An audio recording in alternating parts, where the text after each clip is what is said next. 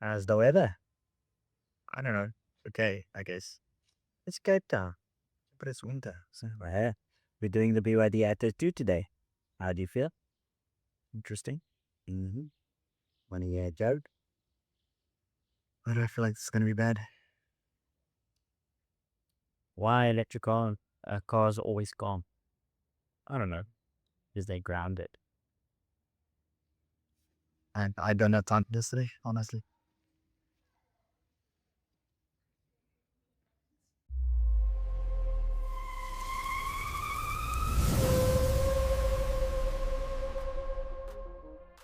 Introducing the Atto 2 EV, a compact electric SUV designed for everyday driving. With 130 kilowatts of power and 300 newton meters of torque, the Atto 2 delivers responsive performance whether you're in the city or on the open road. It accelerates from 0 to 100 kilometers in just 8.2 seconds, providing a smooth and confident driving experience. The Atto 2 also offers a driving range of up to 345 kilometers, making it practical for daily commutes and weekend trips alike.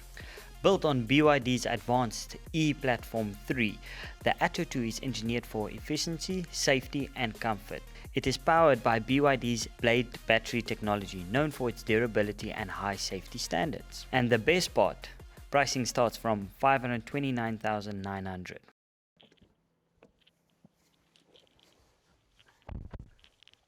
Okay, so let's actually talk a bit about the interior. So first of all, initial impression, well, I'm impressed, to be honest. I mean, yeah, full leather pretty much everywhere. Soft touch, build quality is honestly pretty decent, and there's no creaking, which I really enjoy. What do you think? Yeah, I do like it. I do like the small touches on the vehicle, like the 360 camera, the adaptive cruise control. They've got fantastic digital gauge clusters, which in today's cars, I don't know why they go analog anymore. I do miss analog, don't get me wrong. They moved the shifter to the side of the steering wheel. I thought that was going to be something to get used to, but I must say I actually really do enjoy it. Yeah, okay, so firstly we start off with this beautiful 12.8-inch screen that BYD installs in the vehicles. We do have the Apple CarPlay Android Auto wireless, which is fantastic. You do have a 50-watt fast charger with fans in to cool it down. Then you also do have your heated ventilated seats, which I do really appreciate on this car. And then as you can see, the 360 cameras look fantastic. You can even go into a 3D mode, looking if you stop like a Capetonian in lines, and then you can go through every single camera angle. We also do like about the BYD is its physical buttons, not this touch sensitive stuff that's in most cars today. And then even for your mode controls, your start stop button, everything physical buttons and also quite smooth. It gives it that very premium feel. Okay, so moving on to the back seat itself. First of all, I'm about 1.86 meters tall, so this is giving you quite a good idea of just how much room you actually have in the back. So first of all, knee room for the size of the vehicle and being it a mid-size SUV itself, very decent. Headroom, well, ample space in headroom itself. Nice thing is with this full panoramic sunroof itself, it is very convenient and it also gives that open, airy feel, not the claustrophobic, that you might feel in some certain vehicles. Then also just looking at the tech at the back. So first of all, you have your aircon vent here. You also have USB-C and USB-A charging. Very convenient, especially if you have those long road trips. No issues with charging or anything like that. All in all, back room, very decent. Okay, and moving to the back of the vehicle, we've got ample boot space here. It's 400 liters of boot, and one thing that I do like about the EVs on the BYDs are they actually come with a full spare wheel. So it's quite easy, to read stats off a spreadsheet, and claiming exactly how much range the vehicle can get and everything like that. But we thought of maybe doing a potential, real world test with the actual range we can get. The idea is, first of all, we actually want to test the charging. So we're currently sitting at about a 82% battery. So what we're going to be doing, taking a bit of a short road trip. I mean, like any road trip, you want to grab a coffee, you want to grab a bit of snacks. So first of all, we're going to be going to one of our local chargers, and this is a slow charger, or effectively just a normal AC charge. yeah, AC charger. So with the AC charger, we're going to be testing the AC charger. We're going to be grabbing a coffee, a couple of snacks and everything. And then once we come back, we'll see how much the car actually charged. And then based off that, we'll also see how much range we have. Then we're going to be traveling, for about, what, 40 odd kilometers. Yes. And then that's pretty much going to be highway testing and everything. So we're going to be seeing, how the vehicle, well, first of all, drives on the highway and actually feels on the highway and the comfort aspect and everything. And yeah, we'll also be able to give you some realistic, real world tests on the range itself, seeing how the battery does and everything. Once we actually get to our destination, we're also going to be putting the car on a fast charger. The fast charger should be rated for what, about 150 kilowatts of charging, if I'm correct? Yes, so the fast charger in Somerset West, that's where we are going today, is 150 kilowatts. That is the fastest that it can charge in most of the Cape Town area. I do know in Pretoria they did put up a 440 kilowatt charger, which would be ridiculous if we could get that this side in Cape Town. Okay, and currently what we are doing is we're going to one of our local charging stations like Douglas mentioned. The nice thing about this is we're going to test to see if the AC charging on this one is 7 kilowatts or 11 kilowatts. If it's 11 kilowatts, that would be fantastic for a EV, especially for the free chargers. We're going to do the normal situation where, let's say, for example, you stop quickly, you do have most of your charge, you just want that extra bit of charge, get a cup of coffee. Douglas says he always likes Seattle's fancy girly coffees because you can see the beard, everything. Mm. But at the end of the day, we're going to quickly just stop by our charging station, plug it in, and then give you some stats. And also get Willem a pink lemonade. I love a pig lemonade. Ah, So, first of all, update. We got our very manly drinks, as you can yes, see. very Cape Townian of us, Yes, yes, pink and purple. typical Cape Townian drink. Anyway, so a bit of update on the AC charging. And again, a key call out we actually want to specifically talk about, around electric vehicles and everything. So great and all that electric vehicles are growing. We do see the point of the electric vehicles, and to be honest, they have a lot of key benefits. However, unfortunately, dependent on which area you stay in and where you stay and everything like that, charging might sometimes be a bit of an issue. Reason why we're saying that is, well, while we're trying to get a drink, yeah, all the charges were full. So yes, and considering that it is, well, effectively slow charges, unfortunately vehicles tend to stay there a bit longer, depending on what vehicle it is and what charging is needed and so on. So yeah, with that, we did not charge the vehicle while we got our very many drinks. But yeah, so we're currently on our way now to Somerset West Mall. The reason why we're specifically going there is they do have a DC charger and also, like I mentioned, a fast charger which we can utilize. So we are currently sitting at a 82% battery with, what is the claim range? 283 kilometers. Cool. Yeah. So the vehicle's saying 283 kilometers of range. So from here where we are currently at, we have about 34 kilometers to travel. We'll give you an update on the way there. And we'll also then, once we arrive at the mall, basically showcase to you how much battery you utilized so far and what the claimed range is now when we stop at the mall itself. So And this is also the one problem me and Douglas have realized also while driving these cars as well. A lot of the free charges, people do take advantage of it.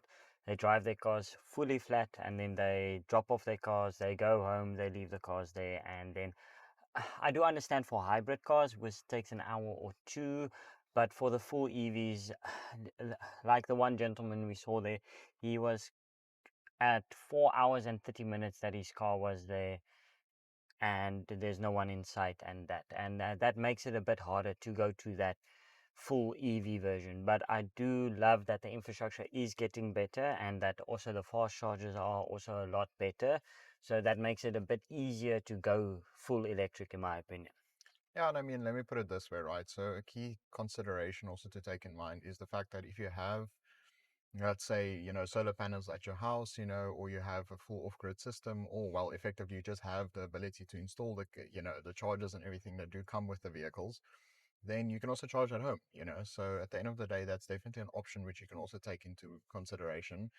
And the reality is, just to remember that, well, unfortunately, public chargers, as the amount of EV vehicles grow, of course, the more and more the chargers are going to be busier, and also there's a lot of times peak hours, which people tend to, well, charge their vehicles.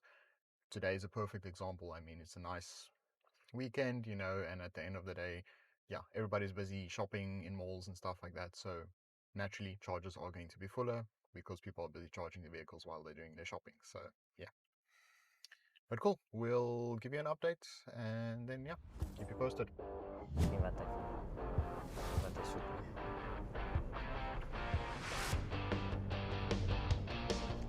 Sit nie maar met my.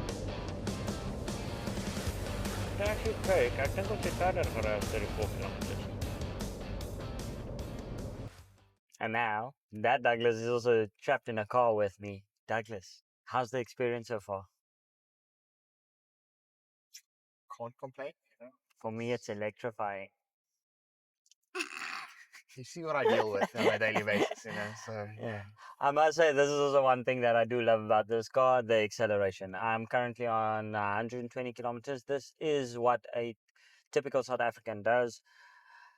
As soon as there's someone to overtake or anything, by just putting my foot down, I'll demonstrate. As I put down there, I'm already on 125. It is instantaneous. It's quite fun, and I actually went to up to 130 there. That is not a good thing, but for speed traps, especially in Cape Town. But you don't feel like it's a very sluggish car, and this is normal settings as all. We did try to do the eco mode. The only thing is it does try and save your battery as much as possible, so it tries to restrict it here by 110 kilometers, and I realized it does give you a bit of more space with the adaptive cruise control. yeah, and I think the key thing also is just like at the end of the day, that's potentially a lot of times I wouldn't say a problem with hybrid and vehicle or electric vehicles in general, you know, like up to 100 kilometers, you have that quite instantaneous, you know, like, oh, you know, responsiveness and everything. But as soon as you go over 100 kilometers per hour, and then sometimes, it tends to drop off a bit, you know. But to be honest, so far, this has been very nicely been driving nicely on the highway. And to be honest, yeah, And there's no problem with overtaking or anything like that. So, yeah. And that's one thing that I do like with BYD, and me and Douglas have discussed this in a long discussion. The one thing is they do love their powertrain and the power. What's the word for that? Power distribution. This car has a lot of torque for a car this size. If you put foot down and you actually try to accelerate in that, you do get a bit of wheel spin, but it's a brief wheel spin, and all of a sudden the power automatically adjusts to go to the front wheel. We're quite impressed with that, with the power delivery system of this vehicle. Yeah, that's also a key call out with this one is that the fact the car is front wheel drive. So, for example, if you go for the bigger, let's say brother, for example, in the range, like the C-Line 6 and stuff, there's also options, you know, from an all-wheel drive perspective available and everything.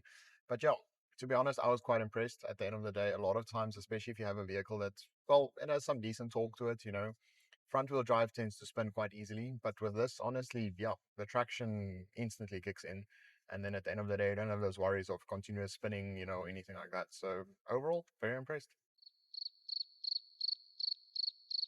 So we've actually arrived at the mall now, and yeah, so we're currently sitting on the 67% battery. Once we actually get to the charger now and everything, we'll give you the exact consumption so far.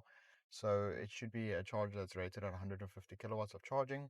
And now we're going to do the best thing ever, in my opinion. Find that charging station, the wattage.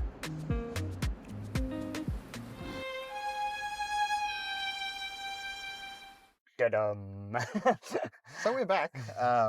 Quite fast, don't worry. Yes. It has absolutely the fastest charging I've ever seen. It went from 0 to nothing in 0 seconds. Very quickly, you know, so it's electrifying. I'm just joking. So we got to the charger and it was offline. So yeah, please do note we did actually check this charger in the morning, you know, before we started this trip, and it was online. So yeah, again, this is a real world test that we're actually showcasing to you. At the end of the day, this is kind of the reality you're going to be living with. So like we mentioned earlier, key problem at this moment is the demand for electric. Yeah, the demand for electric vehicles are growing quite significantly. Again, that is where the industry is moving towards. That is where the market is moving towards, you know, with vehicles and everything like that. Again, electric vehicles do have their key benefits, but this is now the problem. If the infrastructure doesn't actually keep up, you know, with the demand of how many electric vehicles are being sold, yeah, it's becoming, a bit tedious to actually find public chargers. That's definitely something that needs to be addressed, and hopefully something that will be addressed quite soon. I know BYD mentioned that they hopefully in the future, going to be looking at implementing their own chargers within, well, various areas and everything like that. So that's definitely something we'll be excited and be quite happy to look forward to, to be implemented. As we're getting onto the highway, we still have 66% of battery left. We have about 40 kilometers to go now. So what we're going to basically be doing is we're going to be traveling to our next destination. And there's also fast chargers available. And again, also 150 kilowatt chargers. With that being said, let's see when we get there if they're actually available and also if it's online. Based on the app we do use, it is online. So yeah. Yes. So we use the Charge Pocket app. It's a bit more convenient. It has most of the chargers on. So we are close to our next destination. We're heading to Tiger Valley Mall. So just a bit of an update on the range at the moment. So we're sitting at 49% battery. It claims to have 168 kilometers of range still left. And that was not with nice driving. Yes, that was with a bit of very enthusiastic. GTI dicing. No, I'm joking. Absolutely. But overall, honestly, for the impression with the vehicle itself, it was very comfortable. I mean, I didn't feel like we almost drove 100 kilometers now to Somerset to West and back. I must say it was a breeze. Yeah. So overall comfort aspect, vehicle's amazing. Really can't complain or anything. And yeah, but like you said, hopefully we'll be able to actually showcase the charging to you now. And then yeah. Okay, so we arrived at, well, the charging station, and guess what? It's actually open and it's working, so we can actually showcase the charging to you. No, I'm just joking. So we're sitting at 48% battery now with a claimed range of 167 kilometers. And then we'll see you guys in a short while. Hi guys, so we actually finished at our charging station. We went, had a nice lunch. Burger King always hits that perfect spot. So what we realized was, so our car was about 48-49%. BYD claims 65 kilowatt fast charging. After we got to the station again, it claimed it charged at 85 kilowatts, which is quite interesting from our side. So basically, it just charged faster, Yes. what BYD Which claims. is not a bad thing. It's Yeah, a great thing. I wouldn't complain about, Fast charging, no. BYD claims that this is 51 kilowatt battery. We were just under half, and we charged 30 kilowatts. So it seems like it's about 51 kilowatts because 40%. Yeah, give or take, I think it's also very big depending factors. There are reserve range on the battery and stuff. So yeah. No, and we did realize BYD does have a bit of an extra reserve range on all the electric vehicles, which I assume is for when the battery gets too low and you just have to get that extra bit of kilometers out. Yeah. But yeah, I mean, overall, we were really impressed with the charging. It was quite quick. Literally, the fact is, we put the car on charge, walked into the mall. I mean, even before going to get lunch and everything, the car was almost done charging. The thing is, if you literally have a fast charger close to you, or you go to any location that has a fast charger and you quickly have to pop in, to maybe do some shopping and stuff like that, the car's probably going to be done charging before you even finished your shopping or got a chance to complete your entire shopping. Honestly, from a charging perspective, quite impressive. And it's now claiming a 345 kilometer range, which again is also quite interesting because from BYD, the official range, I think claimed range is 312 kilometers. 325. Overall, quite impressed. I think let's move on to the final verdict and we will give you our open and honest opinions. So after spending some time with the BYD Atto 2 EV, our final verdict is this. It's smart, comfortable, and easy to live with compact SUV. It's quiet, smooth, practical, and honestly, for a daily driver, it makes a lot of sense, especially if your fuel budget has been attacking your bank account every month. Exactly. This isn't trying to be a supercar. It's not going to make you coffee. Although, BYD, if you're listening, we would like that feature. But what it does well is simple. It gives you that modern tech, low running cost, and a relaxed driving experience that fits everyday South African life. And for extra peace of mind, the Atto 2 EV also comes with a 4-year 60,000 kilometer service plan, a 5-year 100,000 kilometer vehicle warranty, and an 8-year 200,000 kilometer battery warranty. So would we recommend it? Yes, especially if you're ready to step into electric driving and your lifestyle suits charging at home or work. A big thank you to BYD Tiger Valley for lending us the Atto 2 EV, giving us the opportunity to bring you this review. If you enjoyed our video, like, subscribe and let us know in the comments. Would you go electric? Or are you still emotionally attached to the smell of petrol? We are C3 driven. Christ, cars, coffee. See you in the next one.